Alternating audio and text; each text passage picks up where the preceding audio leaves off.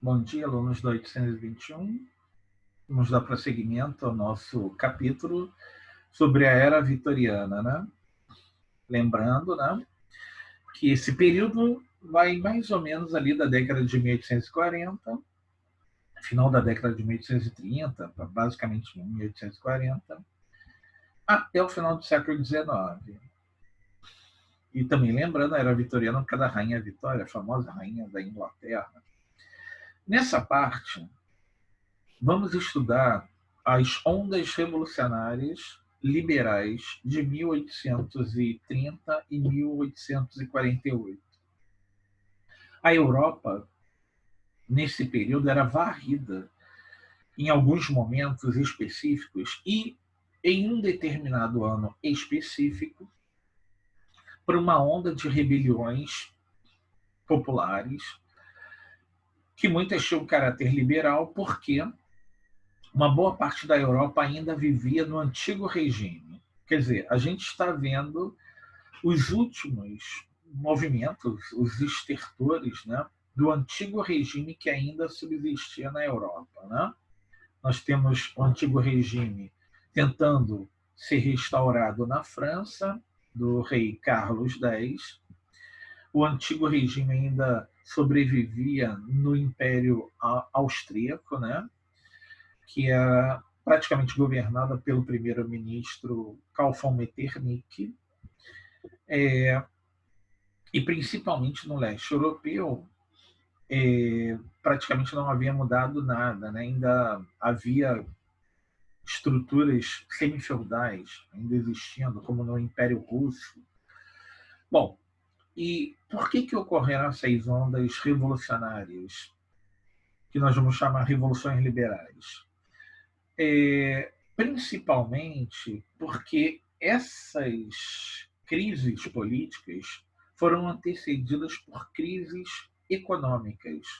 Na década de 20, nós já estudamos, inclusive, isso na história do Brasil, por exemplo, na abdicação de Dom Pedro I, que um dos fatores dessa abdicação foi uma grave crise econômica que estava ocorrendo no Brasil. Por quê? Queda das exportações de produtos tradicionais que para o mercado europeu. Por que o Brasil estava vendendo menos? Porque os europeus estavam comprando pouco, os países europeus estavam enfrentando uma recessão. Com isso, aumentou a miséria, o desemprego na Europa, e isso vai levar a uma gigantesca insatisfação.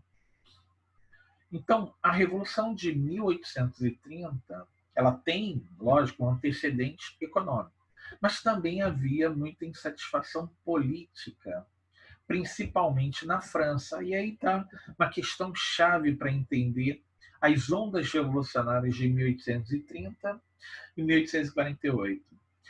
Todas essas revoluções se iniciam na França.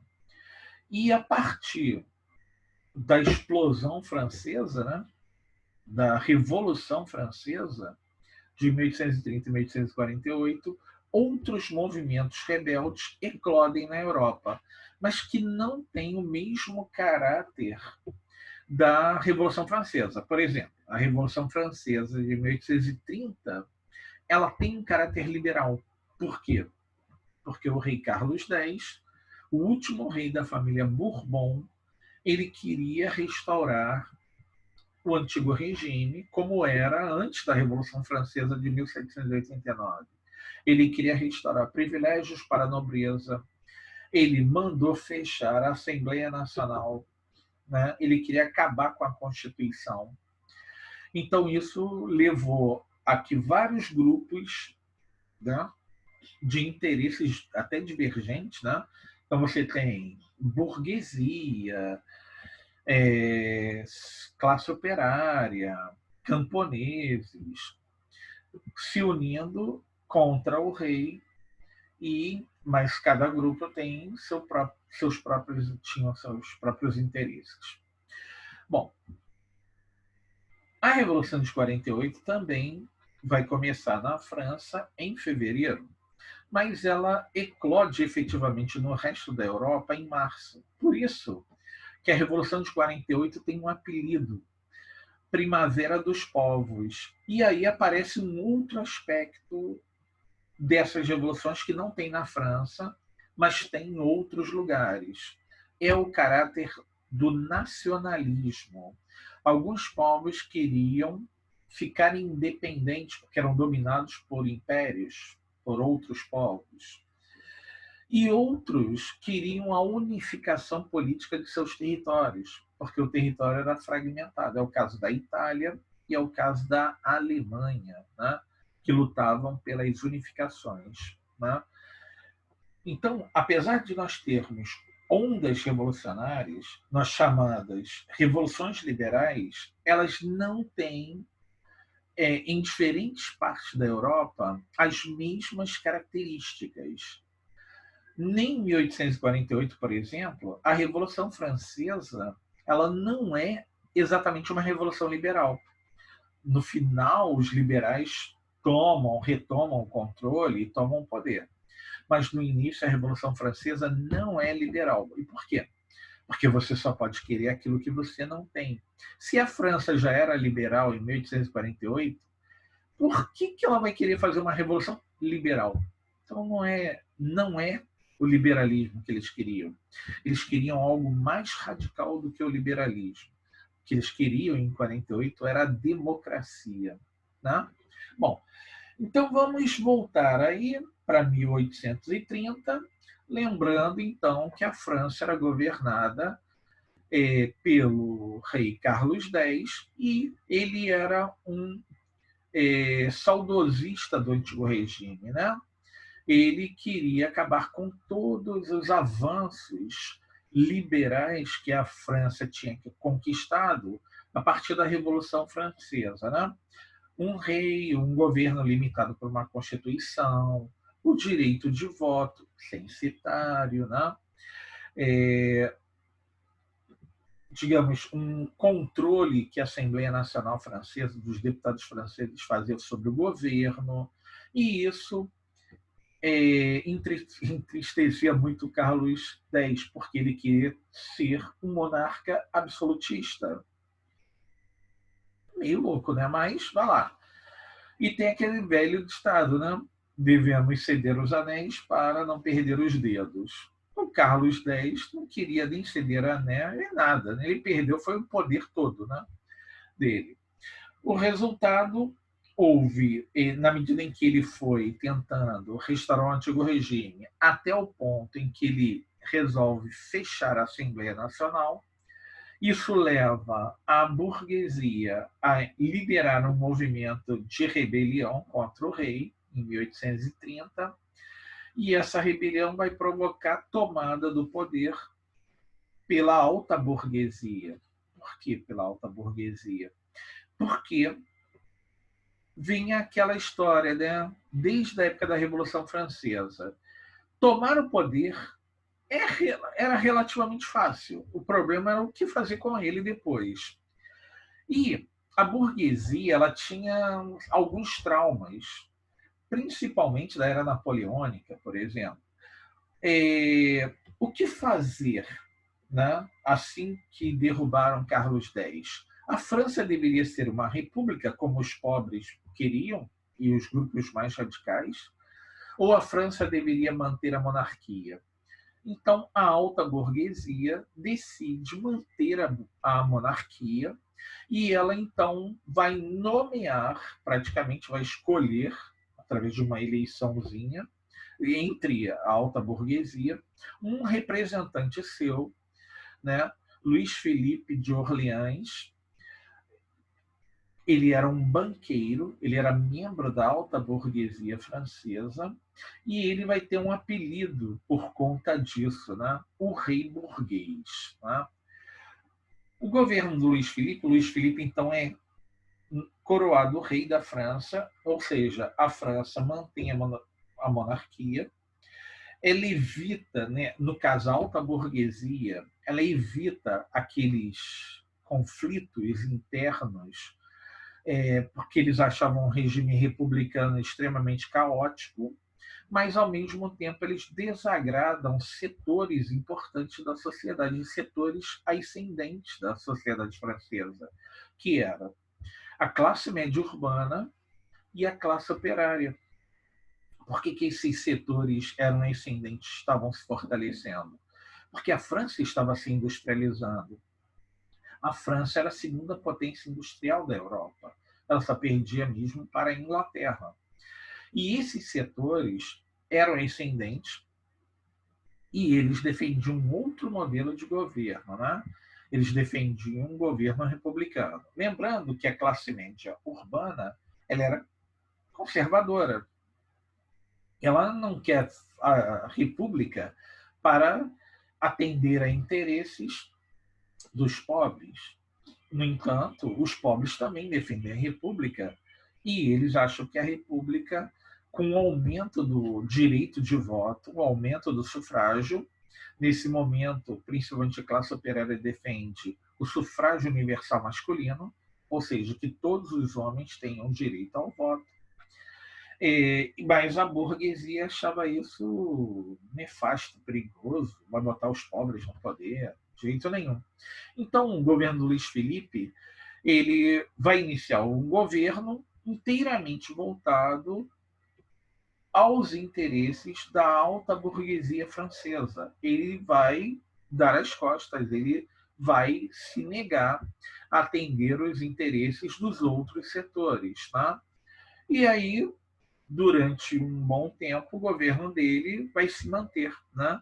Também nesse período começa a França a se expandir, né? O que a gente chama de expansão imperialista, neocolonialista. A França começa a se expandir principalmente dentro da África. Né? Eles vão dominar a Argélia, por exemplo, o Marrocos, e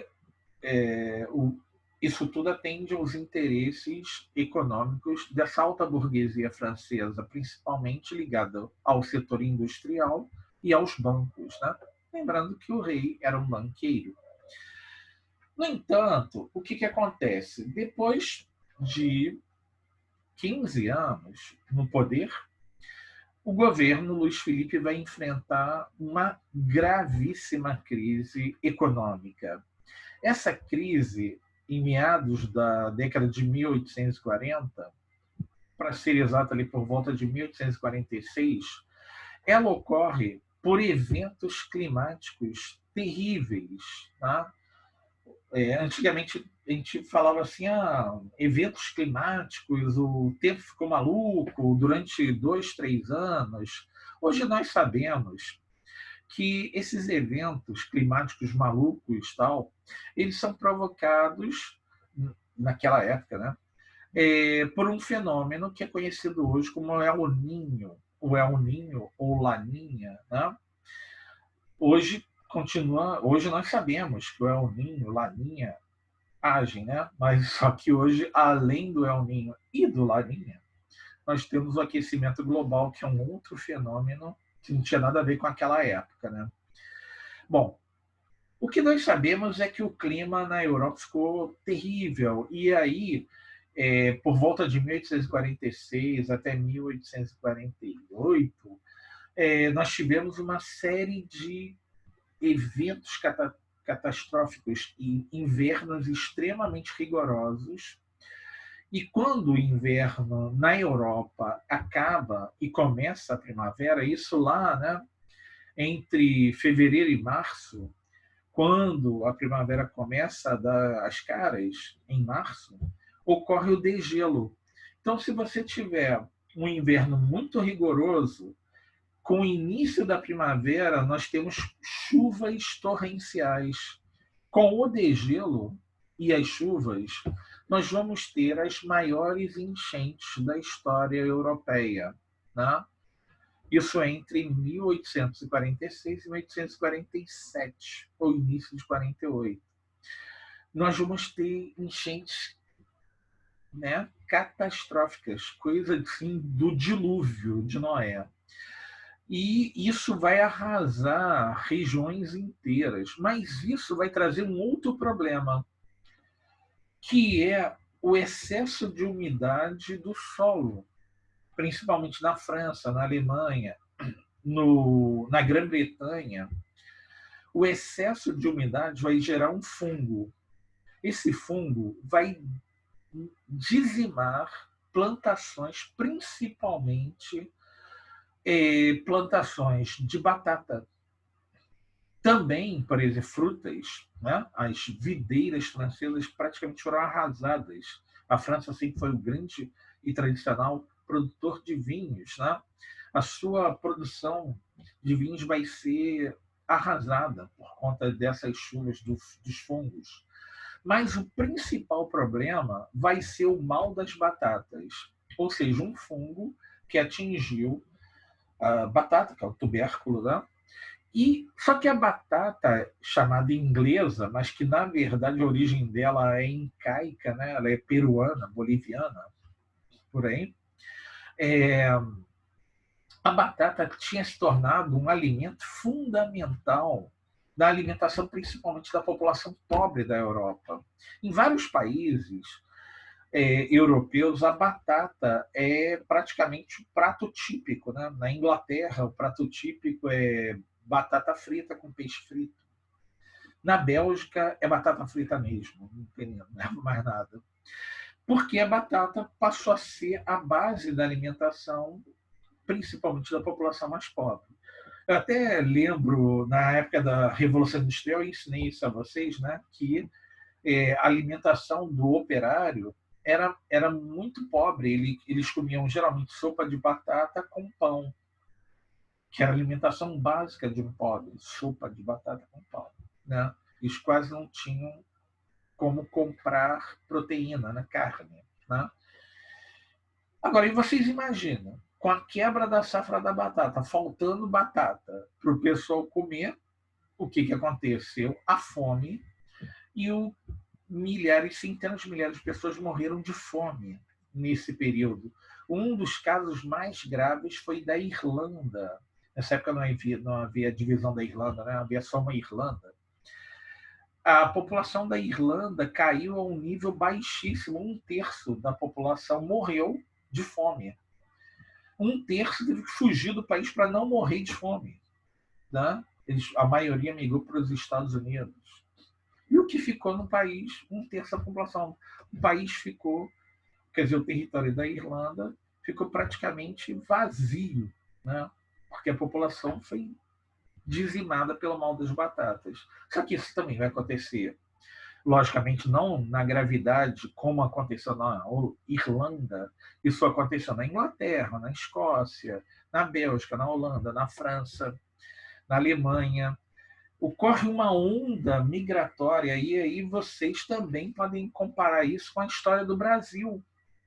Foi justamente a partir de 1847 que começam as primeiras experiências no Brasil do sistema de parceria. Estão chegando milhares de imigrantes europeus, né, no Brasil. Aí você, pô, mas de repente todo mundo chegou, viu que o Brasil era legal? Não, não. Eles estavam indo para qualquer coisa para não morrer de fome, porque eles não podiam ficar na Europa, que a situação era caótica. Agora, quem conseguiu sobreviver, estava na miséria, né, as indústrias faliram, várias, lojas fecharam, o desemprego em massa. Isso atinge em cheio que país? A França, do Luís Filipe de Orleans. Sendo ele um rei burguês, ele era um ultraliberal. O que ele fez para conter a crise econômica? Nada. Por quê? Porque, segundo o liberalismo, o que deve prevalecer é a lei da oferta e da procura. Ou seja, o governo não deve interferir numa questão que é meramente uma questão de equilíbrio. Né? Se não há emprego para todo mundo, há desemprego. Qual o problema? O problema é que a pessoa que está desempregada está passando fome, está vendo seus familiares morrendo de fome e eles vão reagir. Então, o grande problema do liberalismo era a sua insensibilidade com o sofrimento da população pobre. E isso vai ter um preço. Por quê? A situação vai ficando cada vez pior, a miséria aumentando cada vez pior. Né? Inclusive, nessa época, feita até uma obra clássica da literatura francesa, de Victor Hugo, né? Os Miseráveis, olha só, nome da obra, Os Miseráveis, né? Já foi feito filme, tem até versão musical, né, desse filme, Os Miseráveis, e que mostra a França exatamente nesse período. Até que, no início, quer dizer, no início, no final de fevereiro de 1848, ocorre uma explosão em Paris, um movimento praticamente espontâneo da população faminta de Paris, da população miserável de Paris, que era incentivada por movimentos, até alguns radicais, né? Lembrando o socialismo utópico. O socialismo científico não era conhecido nessa época, né? O marxismo. Marx morava na França, mas ele era só uma pessoa lá, um intelectual exótico e tal, alemão. Então, os socialistas utópicos eram muito mais famosos nessa época. Alguns jornalistas que eram republicanos, né? Eles também acabavam instigando a população a querer mudar radicalmente aquela situação. E aí o Luiz Felipe ele vai cometer um erro que outros governantes cometeram. Né? O Luís XVI, o Carlos X e o Luiz Felipe vão cometer o mesmo erro. A população de Paris se rebela, eles vão para a rua, eles armam barricadas para enfrentar o governo, as tropas do governo, e aí o governo manda a Guarda Nacional de Paris reprimir violentamente a população. Isso aconteceu em 1789, isso aconteceu em 1830 e isso aconteceu em fevereiro de 1848. Por que isso é um grande erro? Porque as tropas passam para o lado do povo e aí o governo perdeu completamente o controle. Exatamente, pela terceira vez seguida, o governo vai perder o controle da situação em Paris, porque as próprias tropas do governo passam a apoiar a rebelião da população miserável que está ali. E aí as tropas se dividem, começa uma guerra civil praticamente. O rei ele vai fugir do país na medida em que ele percebe que ele perdeu o controle, né? Ele é responsabilizado pela situação de desastre em que a França se encontrava, ele foge e com isso os revolucionários de Paris que estão ali naquela confusão, quem é que manda, quem é que está no comando, e um grupo de revolucionários misturando republicanos liberais com republicanos socialistas se unem e proclamam a Segunda República Francesa. Eles então decidem organizar um governo de união nacional, restabelecendo na França a República. Né? Lembrando que a República veio lá naquela época conturbada do início da Revolução Francesa, em 1792, e agora em 1848, novamente, a França virou uma república. Né? Só que esse novo governo republicano, lembrando, ele é uma coalizão de forças muito opostas. De um lado, você tem republicanos, mas que são liberais, são ligados à burguesia e alguns grupos intelectuais. De outro lado, nós temos grupos radicais republicanos, mas que são socialistas. E aí, eles decidem assim: bom, vamos ter que começar a fazer alguma coisa, estruturar a França republicana. Os socialistas convencem esse governo republicano a diminuir a miséria, criando empresas estatais, as oficinas nacionais, né? E essas empresas estatais deveriam empregar essa população desempregada de Paris, que estava rebelada, e com isso iria diminuir as tensões sociais. Eles acharam a ideia muito boa, e aí várias empresas que tinham falido foram reabertas com dinheiro do governo e começa uma experiência socialista, né? Que algumas empresas terão autogestão. O operário, além de trabalhar, ele participava da administração da fábrica. Era uma experiência interessante para a época.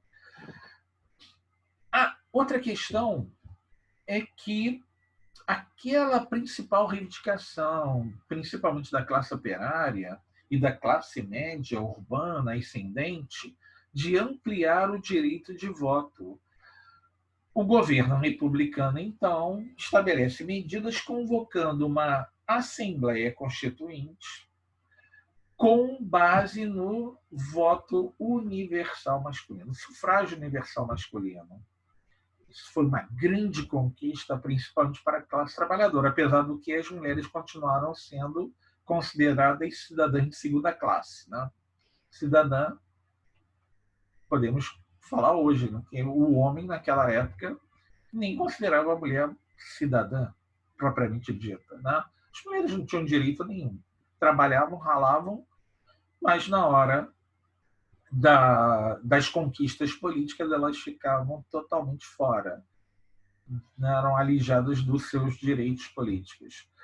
Bom, de qualquer maneira, foi uma grande evolução dentro da política francesa. Só que isso vai trazer um problema grave. Por quê? Dentro do governo provisório começa a haver uma reação dos grupos liberais burgueses com aquela experiência socialista das fábricas nacionais, das oficinas nacionais. E os socialistas não querem abrir mão dessa experiência. Tá, mas fica definido o quê? A Assembleia Constituinte eleita, ela também vai nomear um novo governo provisório em junho de 1848, e essa Assembleia Constituinte vai elaborar não só a nova Constituição, como ela vai marcar eleições gerais na França para dezembro de 48. Muito bem.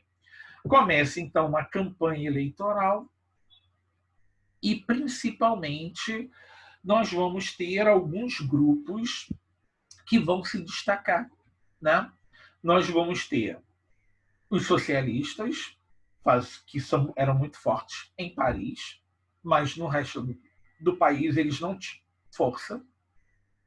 Nós temos os republicanos liberais, né, que tinham alguma força em Paris, mas não eram dominantes, mas tinham o apoio da burguesia. Nós vamos ter um grupo conservador, né, ligado ao clero católico e à nobreza, que são os chamados restauradores. Eles querem a volta da monarquia, porque eles consideram que a república é ilegítima. Na verdade, esse grupo já existia antes, já no governo do Luiz Felipe. Esse grupo já fazia oposição, eles são chamados legitimistas. Ou seja, eles queriam a volta não só da monarquia, mas eles queriam a volta dos Bourbons ao poder, porque eles não consideravam Luiz Felipe legítimo. Os legitimistas continuam, mesmo com a queda do Luiz Felipe, continuam fazendo a sua política de oposição, agora contra a República. E esse grupo, legitimistas, né, eles são restauradores, eles odeiam os socialistas, e esse grupo tem muito apoio dentro da Igreja Católica e, por tabela, eles também têm apoio dos camponeses. Os camponeses franceses eram extremamente conservadores, muito parecido com o Brasil hoje. Né?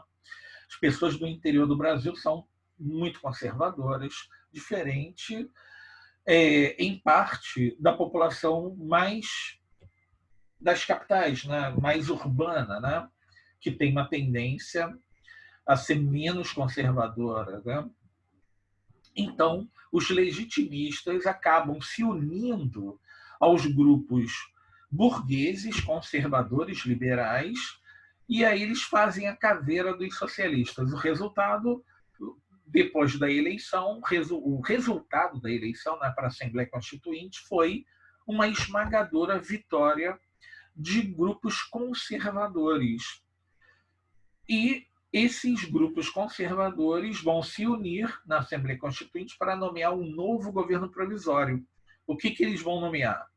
Somente políticos conservadores, a maioria liberal. E os socialistas serão retirados do poder. Né?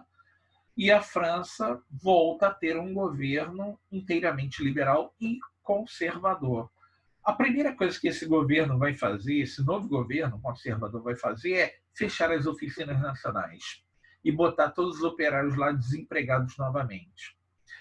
Vai então ocorrer, a partir de junho, uma reação violenta da população de Paris. Ela não vai aceitar isso. E aí ela vai questionar o poder dos conservadores. Eles vão tentar, através de uma revolução popular, voltar com aquelas experiências socialistas, voltar com os socialistas ao poder. Né? E aí ocorre uma onda revolucionária dentro da própria Revolução, uma nova onda revolucionária em junho de 1848. Né? A primeira foi lá em fevereiro e a segunda agora em junho de 1848. Só que o novo governo da França, esse governo conservador, ele vai agir de uma maneira completamente diferente. Ele não vai colocar as tropas de Paris para combater a população que estava rebelada. Eles, pelo contrário, eles mandam retirar as tropas de Paris e praticamente entregam a cidade para os rebeldes. Aí eles chamam uma tropa da Legião Estrangeira da Argélia. A Argélia era uma colônia francesa, e lá as tropas francesas são chamadas, existe até hoje, a Legião Estrangeira. Né? Ou seja, são tropas que são compostas por mercenários de diversos países, daí o nome Legião Estrangeira. Né? Não só porque são tropas francesas que estão no exterior, mas também que são compostas por pessoas, geralmente bandidos, assassinos, pessoas que cometeram crimes e que se alistavam lá. Essas tropas eram lideradas por um general chamado Cavaignac. Eles chegam, então, a Paris para acabar com aquela revolução em junho de 1848. No primeiro dia, eles mataram 10.000 pessoas. No segundo dia, mais 5.000 mortos. No terceiro dia, a revolução acabou. E o general Cavaignac virou um herói para a burguesia e para os legitimistas franceses, para a nobreza. Pela primeira vez, né, houve uma intensa repressão e uma onda revolucionária em Paris. Foi massacrada, dizimada em tão pouco tempo. Cerca de 15.000 homens foram presos e enviados para a Guiana Francesa, para um local chamado Ilha do Diabo. Acabaram morrendo pouco tempo depois. Dessa forma, esse governo conservador conseguiu acabar com o ímpeto revolucionário parisiense. Mas, digamos que a população de Paris também vai dar o troco mais tarde. A Assembleia Constituinte elaborou a nova Constituição, convocou uma nova eleição para presidente, né? Convocou uma eleição para presidente para dezembro, e os conservadores eles vão lançar o general Cavaignac como candidato, um militar, o cara que acabou com a onda de esquerda lá na França. O general Cavaignac, então, vai ser o candidato a presidente desse grupo conservador e da burguesia que assumiu o poder com esse governo conservador. Só que os grupos de centro e de esquerda, eles vão lançar um político oportunista chamado Luiz Bonaparte. Olha o sobrenome do cara, Luiz Bonaparte. Quem era Luiz Bonaparte? Sobrinho de Napoleão Bonaparte. Por que ele era um político oportunista? Porque Luiz Bonaparte, ele não dizia claramente o que ele defendia, o que ele pensava. Ele dizia mais ou menos que vamos tornar a França grande de novo, vamos tornar a França como era na época do meu tio, Napoleão, um poder, uma França poderosa, um governo em que todo mundo era feliz. Isso era mentira, né? Mas ele fazia uma campanha política só com o nome Bonaparte. Por isso que os apoiadores de Luiz Felipe, Luiz Bonaparte, né, eram chamados bonapartistas, eram saudosistas da época napoleônica. Né? Muitos já eram muito velhos, do período napoleônico. Mas o mais curioso é que Napoleão deixou uma obra administrativa e tal, e nós já conversamos sobre isso. E havia um certo saudosismo, principalmente quando um país está numa crise econômica terrível, com desemprego em massa, uma miséria terrível. As pessoas começam a pensar assim: puxa, naquele passado não tão distante assim, a nossa vida era melhor. Por que a gente não volta para esse passado? É um passado idealizado, né? Lógico, o passado das glórias de Napoleão Bonaparte, mas só que o Luiz Bonaparte soube usar esse marketing, principalmente porque ele era Luiz Bonaparte, né? E aí o Luiz Bonaparte se lança como candidato para uma ampla coalizão, inclusive até os partidos de esquerda vão apoiar. Mas o que vai surpreender, ou não é surpresa, é que os camponeses vão apoiá-lo também. E por quê? Porque ainda estava na memória da população camponesa que foi Napoleão Bonaparte que fez a reforma agrária. Né? No iníciozinho do século XIX, Napoleão deu direito à propriedade aos camponeses que tomaram as terras na época da Revolução. Então, o Luiz Bonaparte vai ter uma vitória esmagadora, ele vai ter o triplo de votos, praticamente, do general Cavaignac, que era o herói da burguesia, o herói dos conservadores tal. E o Luiz Bonaparte vai passar o trator por cima dele, se tivesse trator naquela época. Ele vai passar o rodo e ele vai ganhar de goleada. Aí que vem o problema. Por quê? Porque Luiz Bonaparte nunca falou exatamente como seria o governo dele. Ele falou como foi o governo do tio dele, as glórias do passado napoleônico e tal. Mas o que ele pretendia? Aí começou, né, a aparecer o governo do Luiz Bonaparte. O Luiz Bonaparte pretendia repetir a história do seu glorioso tio. Ou seja, ele assumiu o governo numa república. Mas o que o Napoleão fez? O Napoleão foi tirando os poderes da república e passando, concentrando os poderes em suas mãos, através de plebiscitos. O Luiz Bonaparte vai fazer a mesma coisa. Ou seja, o Luiz Bonaparte está repetindo a história, ele está tentando repetir a história.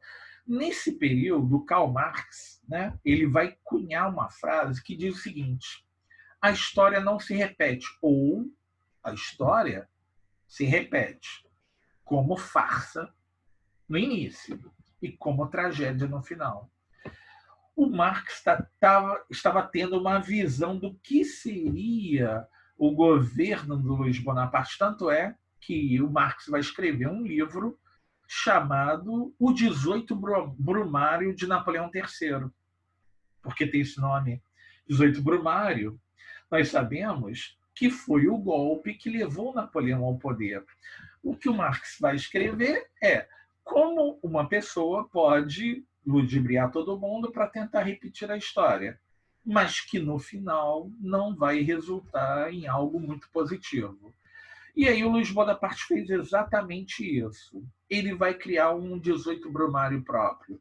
Ele, através de plebiscito, vai concentrando os poderes até que em 1852, num plebiscito, ele acaba com a monarquia, ou desculpe, ele acaba com a república e restaura a monarquia, sendo coroado com o título de Napoleão III. Não existiu Napoleão II, que seria o filho de Napoleão Bonaparte, mas ele não assinou governo nenhum, já tinha morrido e tal. E o Luiz Bonaparte, então, assume a coroa com o título Napoleão III, né? E exatamente ele conclui essa farsa de repetir a história até se tornar imperador da França com o nome em homenagem ao seu glorioso tio Napoleão III. Mas será que Napoleão III realmente tinha as qualidades do primeiro Napoleão? Aí é que está. O Napoleão III ele vai se envolver numa série de acordos políticos. É, no período em que ele governou, nós vamos ter também as tentativas de unificação da Itália e da Alemanha. Ainda ele estava governando quando a Itália se unificou. Então, o Napoleão III também vai se envolver numa guerra contra a Rússia, a Guerra da Crimeia, se aliando à Inglaterra, né? Então, ele tentou, de certa forma, através de alianças políticas e através de pequenos conflitos, mostrar que ele tinha qualidades militares, ou que ele tinha comando, e que a França tinha voltado a ser uma grande potência militar. Mas isso também acabou provocando um certo isolamento da França, né? Certo isolamento, porque vários países temiam que Napoleão III quisesse invadir outros países e voltar a ter o Império Napoleônico. Quem vai se aproveitar muito disso vai ser a Prússia, né? A Prússia estava engajada em unificar a Alemanha e ela vai utilizar o Napoleão III como um meio de colocar medo na população alemã, e esse medo vai levar os alemães a se unirem e se unificarem politicamente em torno da Prússia, criando a Alemanha a partir daí. Mas para isso eles precisavam de uma guerra, né? Contra quem? Contra a França de Napoleão III.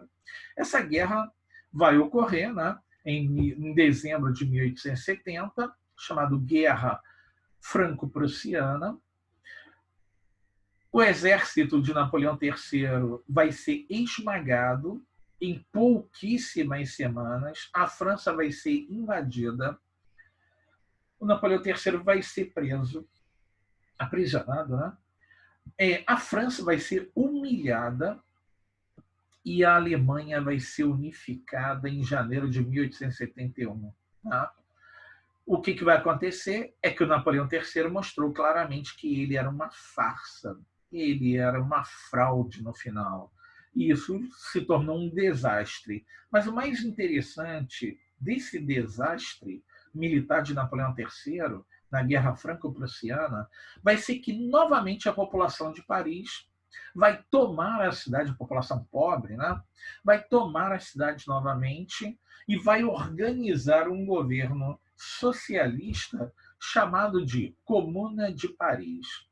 Mas, novamente, a Comuna de Paris queria fazer uma série de mudanças, né?